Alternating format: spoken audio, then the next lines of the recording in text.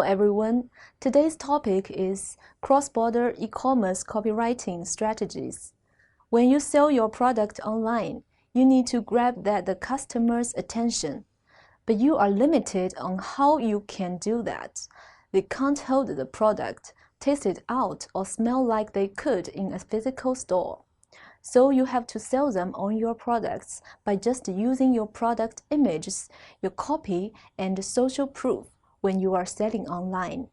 In this class, I'm going to give you my tips for how to improve your cross-border e-commerce copywriting skills. What is cross-border e-commerce copywriting? It mainly includes these two types: advertising copy and product description. So, what is their role? What are the characteristics of cross-border e-commerce copywriting? Copywriting is an effective way to promote cross-border e-commerce stores and independent websites.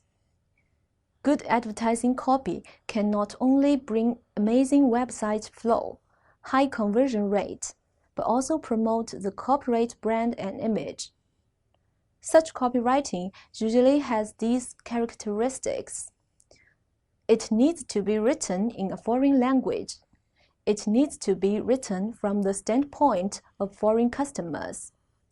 Published in overseas media. Writing as well as publishing must conform to the international network environment and habits. Pay attention to the cultural differences between China and foreign countries. The content of the website must take into account the context of different countries and respect the religious beliefs of other countries. Here are some strategic tips for writing good cross-border e-commerce copy. Copywriting tip number 1 is to know exactly who your ideal customer is. You need to write copy that resonates with them. Think about who your ideal customer is, because it cannot be everybody. Don't just think only about the typical stuff like their gender, age, location, marital status, and job though. You need to go deeper and think about what they really want. What are their hopes and dreams? What fears or pain points do they have? By doing this exercise, you can then use this information and apply it to the next tips. Now you're super clear on who your ideal customer is. It's time to write your copy like you are talking to them directly.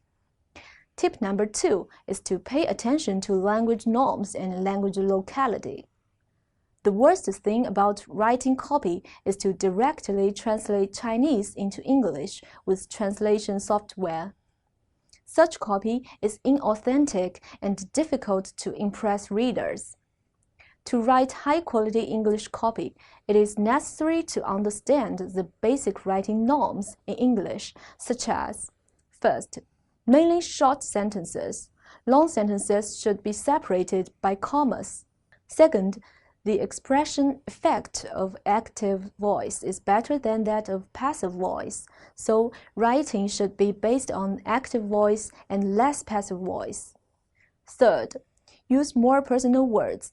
Questions can be asked and answered as if there is a conversation with the consumer. You can use the word "you" more. For example, the description of the Rubik's Cube contains many personal words. Tip number 3 is to not make your product page sound like a spec sheet, but instead talk about the benefits and solutions of your product. Yes, it's important to know the size and weight of some products, and you can totally include that information, but don't make it the main focus. Think about if you were buying a hoodie online and the product description said, "Fleece inside, made from 100% cotton, breathable fabric, machine washable." Instead, you could make it way more exciting by focusing on the benefits and solutions that it provides. So, for example, now the copy could be, "Whenever you go, this hoodie will keep you warm, but it's still super breathable, so you are always the right amount of cozy. Plus, it's machine washable, so don't even worry about complicated laundry days. We have got you covered. On the tip number 4 now, which is don't include too many personal opinions. Instead of using a bunch of adjectives to describe the product, think about how you can use the same type of description but be a little bit more concise. An example of this would be when talking about a candle, instead of saying, "This candle smells great," you could change it to, "This fragrant candle." It means the same thing, but the first example sounds more like a personal opinion because it uses "smells great," and the second sounds more like a statement. So, in this example, you can easily see the difference on which copywriting is more enjoyable to read.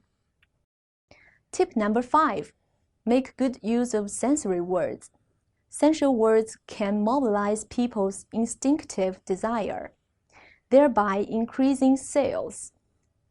Here is an example of green and black chocolate, which includes sensual words like crunchy, smooth, trickly, and savory. Sensory adjectives include more than just taste, but also sound and touch. The effective use of these sensory words can deepen the user's impression of the product. Tip number 6. Add a sense of urgency in your copy. You can do this by talking about the viewer's pain points that your problem solves. As tip number 1 said, it's important to know exactly who your ideal customer is. Here is an example. Let's say you are selling a pillow. You could use wording like, "Buy today and stop waking up with cervical pain. Finally, get a good night's sleep that will make you energized for the day ahead, because you deserve better sleep." Solving a customer's problem with your product is a really powerful way to give them a personal sense of urgency and highlights your product benefits at the same time. With all these copywriting tips, our goal is to turn the customer into a repeat customer and a raving fan, not just a one-time customer. Think about ways to include these tips throughout all your marketing efforts. They can be used on your website and product pages, as well as in your email newsletters, paid ads, and social media posts. This will help you build your brand and a community around your products. Okay, that's all for this topic. See you next time.